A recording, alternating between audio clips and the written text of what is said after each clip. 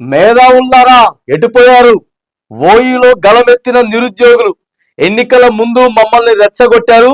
ఇప్పుడు ఎటుపోయారు? ఏమైపోయారు? మీకు పదవులు పైసలు వస్తే మాట్లాడరా? మీకు ఉద్యోగాలు వచ్చాయి కాబట్టే మా నిరుద్యోగులను పట్టించుకోవడం లేదు. హామీ ప్రకారం జాబ్ క్యాలెండర్ ఇవ్వాల్సిందే. జూన్ 18 తర్వాత మరో తెలంగాణ ఉద్యమమే. ప్రభుత్వం స్పందించకపోతే ఆమరణ దీక్ష. ఓయూలో గర్జించినటువంటి నిరుద్యోగ జేఏసీ మొత్తం ఏడబండుకున్నారు. మేధావులంతా కూడా రెచ్చగొట్టిండ్రు కదా. మన ప్రభుత్వం వస్తే, కాంగ్రెస్ వస్తే నిరుద్యోగ భృతి వస్తుంది. 4,000 రూపాయల నిరుద్యోగ భృతితో పాటు ప్రతి సంవత్సరం జనవరిలోనే జాబ్ క్యాలెండర్ వచ్చేస్తుంది.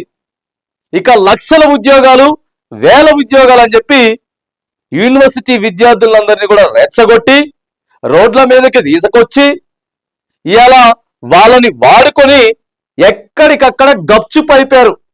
మేధావులని చెప్పుకుంటున్నటువంటి కొందరు ఎవరైతే ఉన్నారో వాళ్ళు గప్చుప్ అయిపోయారు అనమాట. ఎందుకంటే పైసలు వచ్చినాయి, పదవులు వచ్చినాయి.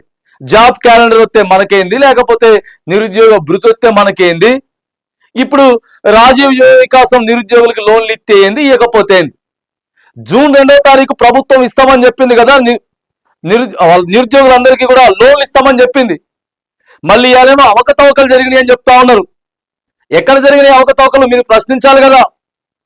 మొత్తం ప్రభుత్వం మీదే, అధికారులు మీరే కదా, ఎందుకు మరి నిర్లక్ష్యం వహించిండ్రు? బాధ్యత ఇస్తామని చెప్పారు కదా అని చెప్పి ఈ మేధావులంతా మాట్లాడాలి కదండి. కేసీఆర్ 3,000 నిరుద్యోగ భృతి ఇవ్వడం చేతగాలనే బాబు, మనం 4,000 ఇస్తాం నిరుద్యోగులకి అని చెప్పి నిరుద్యోగులతో ఓట్లు ఎంచుకున్నారు కదా. ఇవాటికి 18 నెలలు అయిపోతా ఉన్నది.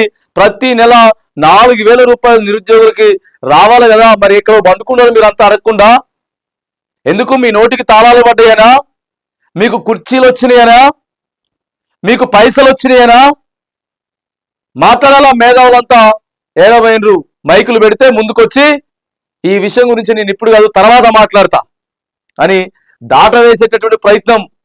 మాట్లాడితే ఏడ పదవి పోతుందో, ఏడ పైసలు పోతాయో అనేటటువంటి భయంతో వాళ్ళు ఉన్నారు కొంతమంది మేధావులు. చూడండి, ఇక కోదండరామరెడ్డి ఎమ్మెల్సీ వచ్చింది, గంటా చక్రపాణి అంబేద్కర్ యూనివర్సిటీ వీసీ, ఆకునూరి మురళి విద్యా కమిషన్ చైర్మన్, పాశం యాదగిరి కోటి నజరానా, జయరాజు కోటి నజరానా, అందశ్రీ కోటి నజరానా, సుద్దాల అశోక్ తేజ కోటి నజరానా వచ్చిందని చెప్పి ఇక్కడ దినపత్రికలో మనకి క్లియర్ గా కనబడతా ఉంది.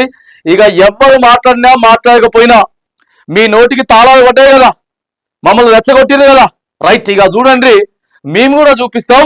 జూన్ 18వ తారీఖు తర్వాత మరో తెలంగాణ ఉద్యమం యూనివర్సిటీ ఓయూలో ఏ రేంజ్ లో ఫైర్ అయిందో, ఏ రేంజ్ లో ప్రపంచం సృష్టించిందో అంతకు మించి మరొక ఉద్యమాన్ని పోతా ఉన్నామని చెప్పి ఓయూ విద్యార్థులంతా కూడా నిన్న గలం విప్పి మాట్లాడినారు. గలం విప్పి మాట్లాడితే నిరుద్యోగులపై నోరు మెదపట్లేరు, పదవులు మూసుకున్నారు. కోటి రూపాయల నజరాలతో గప్చుప్, రాష్ట్రానికి అన్యాయం జరుగుతున్నా మాట మాట్లాడలేని మేధావి వర్గం గోదావరి నీళ్ళ దోపిడీకి ఏపీ సర్కార్ కుట్ర, సమస్యలపై ఎందుకు మౌనం వహిస్తా ఉన్నారు? నోటికి తాళాలు పడిపోయినాయి, నోటికి తాళాలు పడిపోయినాయి. అసలు మాట్లాడేటటువంటి ప్రసక్తి లేదు. నా జీవితం అంతా కూడా మేము ఇక ఉద్యమం కోసమే పోరాడతాం, మాకు ఎలాంటి పదవులు అవసరం లేదు, మాకు ఎలాంటి పైసలు అవసరం లేదు అని మాట్లాడినటువంటి వీళ్ళు ఇలా ఎందుకు మౌనం వహిస్తా ఉన్నారు? వీళ్ళందరికీ కూడా ఓయూ విద్యార్థులు మళ్ళీ బయటకు వచ్చి గలం విప్పుతుంది. వీళ్ళ మళ్ళా చెవులలో వినపడేలాగా చేస్తారు, చెవులాగా వినపడేలాగా చేస్తారు.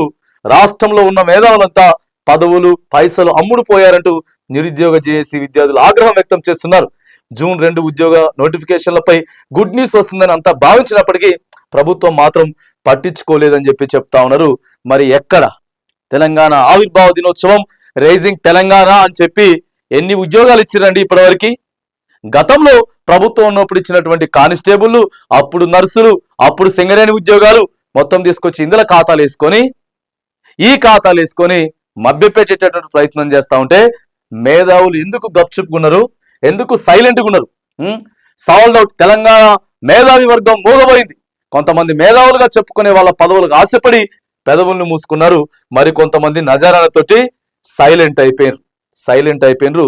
వీళ్ళంతా సమాధానాలు చెప్పాలా? మీరు రెచ్చగొట్టింది కదా, ప్రభుత్వం వచ్చిన తర్వాత మంచి అవుతుందని చెప్పారు కదా, మీరు ముందుండి నిలబడతామని చెప్పారు కదా, మరి అలా ఏమైపోయింది? ఎందుకు మీ నోటికి తాళాలు పడ్డాయి అని చెప్పి నిరుద్యోగులంతా కూడా, ప్రధానంగా ఓయూ విద్యార్థులంతా మరొక తెలంగాణ ఉద్యమాన్ని చూపిస్తామని చెప్పి నిన్న తెలంగాణ ప్రజలందరికీ కూడా వాళ్ళ గోడును వెళ్ళబుచ్చుకునేటటువంటి, వారి బాధను చెప్పుకునేటువంటి ప్రయత్నం చేశారు.